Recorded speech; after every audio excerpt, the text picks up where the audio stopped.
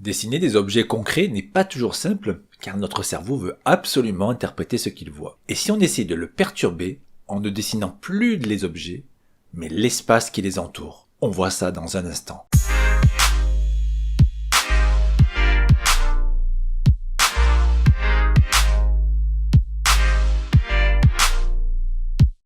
Lorsque l'on tente de reproduire un objet, on va instinctivement s'intéresser à ses contours, car c'est ce qui focalise notre attention. Pourtant, on pourrait tout aussi bien s'intéresser à ce que Betty Edwards appelle les espaces négatifs, des formes n'appartenant pas directement au sujet, mais qui pourtant aident à le définir. Ces formes abstraites n'ayant pas de signification pour la partie pensante de notre cerveau, il va être difficile pour lui d'interpréter ce que nous décidons. Percevoir les espaces négatifs n'est pas forcément aisé au début, alors entraînons-nous d'abord à l'aide de quelques images et d'un cadre les entourant au plus près.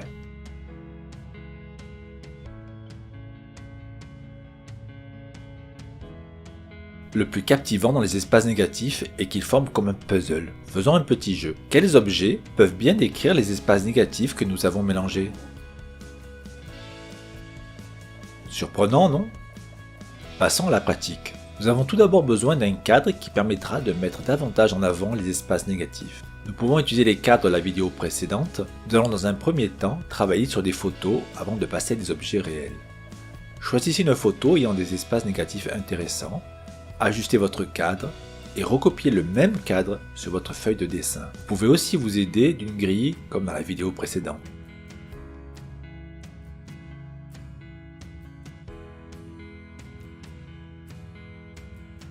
Dessinez les espaces négatifs sans vous préoccuper de ce qu'ils représentent ni de l'objet à proprement parler.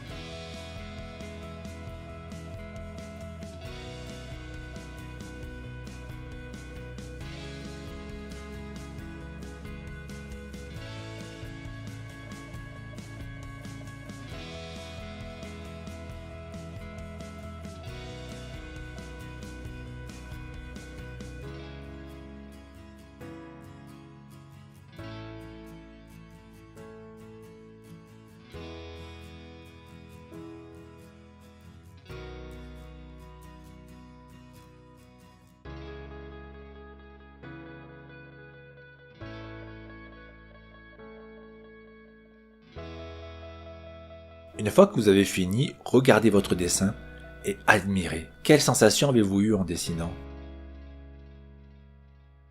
Passons à un sujet réel. L'objet contenant les espaces négatifs les plus intéressants est la chaise. Utilisez si vous le souhaitez une vitre quadrillée avec votre viseur. Si vous utilisez une vitre, dessinez un espace négatif simple sur celle-ci.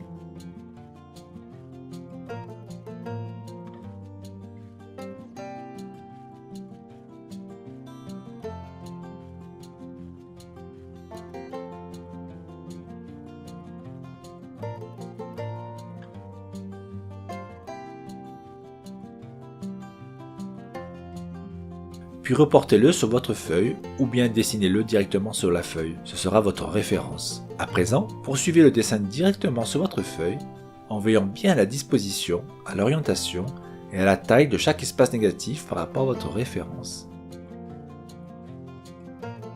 Si une partie du sujet vous pose problème, n'hésitez pas à dessiner directement sur la vitre.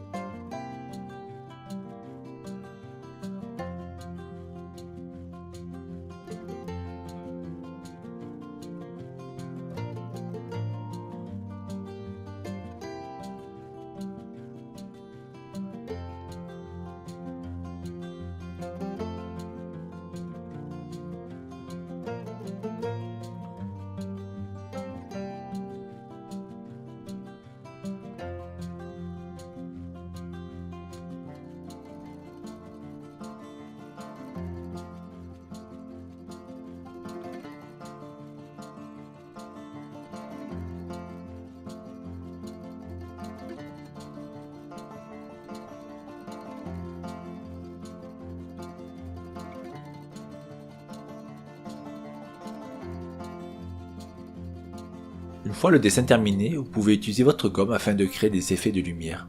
Et voilà. Tous les objets n'ont pas forcément de trous permettant de trouver facilement des espaces négatifs, mais ce n'est pas grave, il est possible d'en percevoir dans différentes zones de celui-ci. Entraînez-vous à percevoir les espaces négatifs dans la vie de tous les jours.